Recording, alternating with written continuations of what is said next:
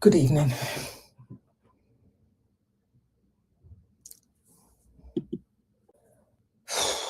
Good evening. 1817 on the 26th of April, 2026. My name is Falaremi, and that's the name of my page on YouTube, Facebook, TikTok. In this video, I want to be talking about certain issues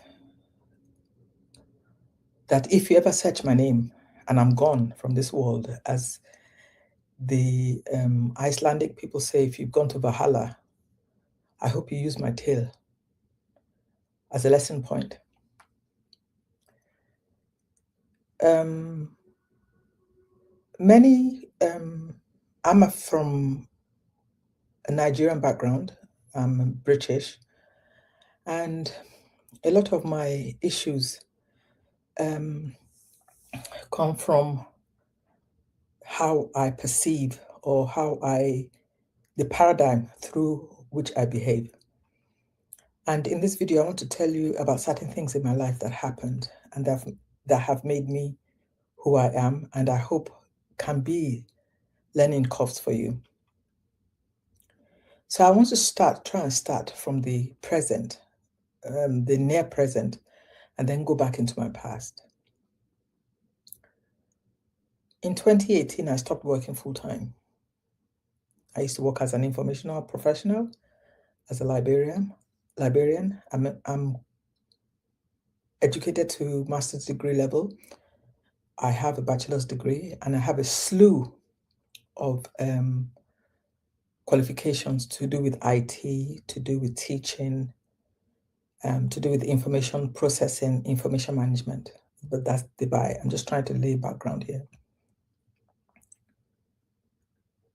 And since 2018, when I stopped working, the reason why I stopped working was because I had some debilitating conditions, which I was not aware of that I had. It's just that the symptoms started appearing. Mind you, before I became aware of this, in 1992, I had been diagnosed as having depression, and I was put on medication, mental health medication. And in 2023, I made the unilateral decision to wean myself off these medications because I felt they were not helping me. And I was right. These medications were not helping me. And why am I putting this out there? I wanted to, I keep on repeating myself, I hope it's a learning point for someone, that to be informed, to know yourself, to know your lineage, to know your DNA, could be a very helpful tool through which you can make informed decisions. So that's my background in terms of what I want to talk about. So in 2018, I stopped work. In my community, in the Nigerian community, I have to say Nigeria because I have two communities. It is perceived that when you're on benefits, you are having a wonderful time. No, you're not. It's a very belittling condition to be in, to receive these payments. It is not something I do or I take lightly. I wish I didn't have to be on it, but I'm on it. And the second thing I wanted to point out is that the hidden conditions that I have, that I've begun to discover over this period of 8 years, since 2018, showed me what I've been fighting with all my life. You might have that friend, that colleague, that family member who you might perceive as underachieving, but it could be some inner workings of their physique, of their body that is limiting them. And that's what happened in my case. In my case, between 2024, after fighting rigorously for a diagnosis of what is happening to me and awarded a scan,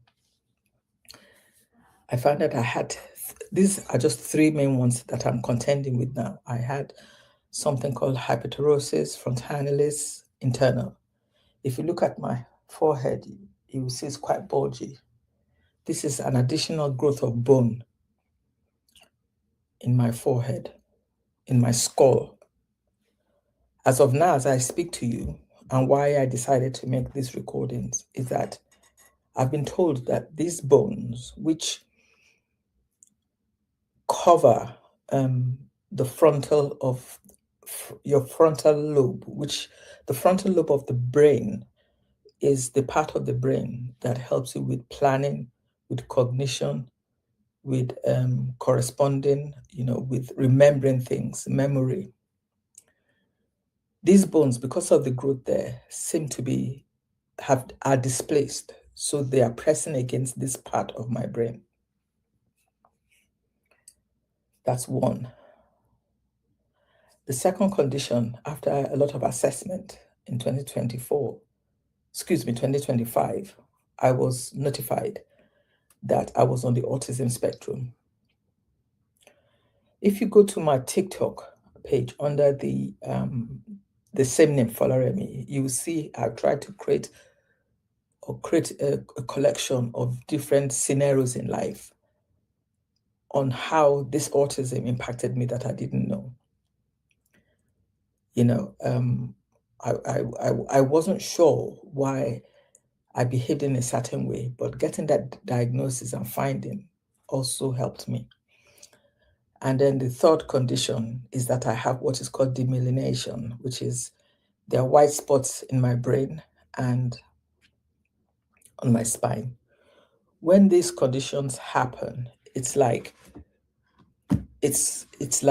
for example, you can see this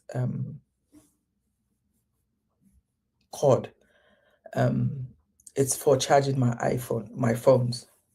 But when it's frayed, when this protective covering comes off and the wires underneath are exposed, I begin to find out that I can't think properly. And these protective sheets in the brain are called myelin, spelled MYELIN. So for somebody who is, as I mentioned my qualifications earlier, who works with information, dissemination of information, teaching, the inability to think is devastating. The inability to be coherent is life-shattering. But since I've learned of these conditions, and why I'm putting this out there, is despite living in what is termed one of the most advanced countries in the world, I haven't had access to treatment. Although I was diagnosed with the finding of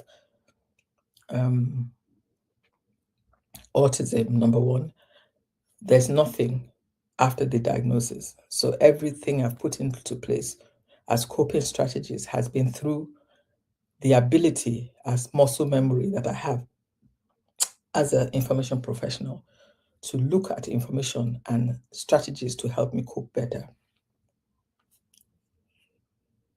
The HFI, the bone condition, one of the main debilitating impacts of it is that in historical records or classifications, it's often termed, when you have a condition that is termed as benign or asymptomatic, it can be quite devastating or limiting in the category of treatment that you can have access to. So because it's been classified as that, I can't get treatment for it.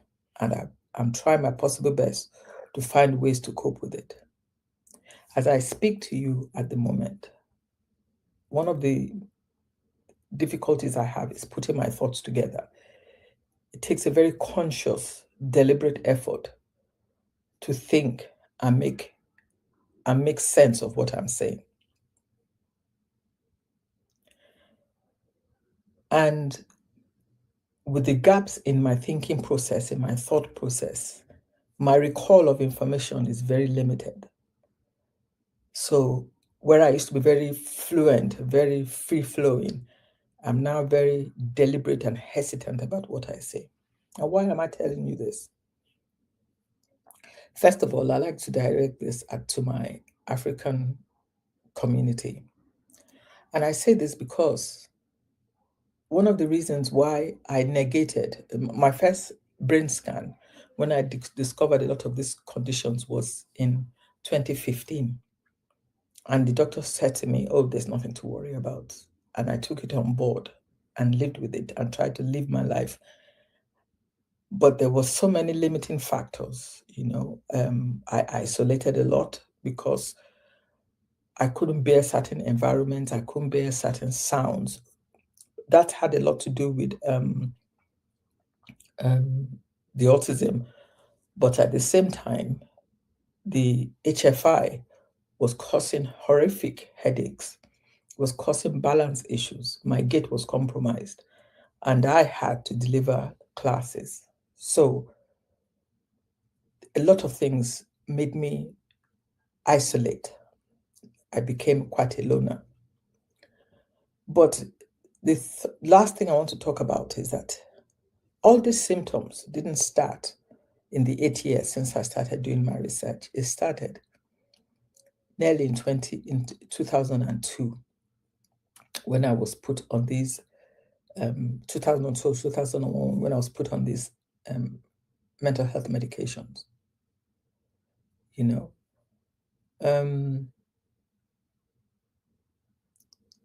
If I had been much more focused or much more deliberate or much more insistent on my treatment, maybe I wouldn't be in the dire situation I'm in now. Now I'm on benefits.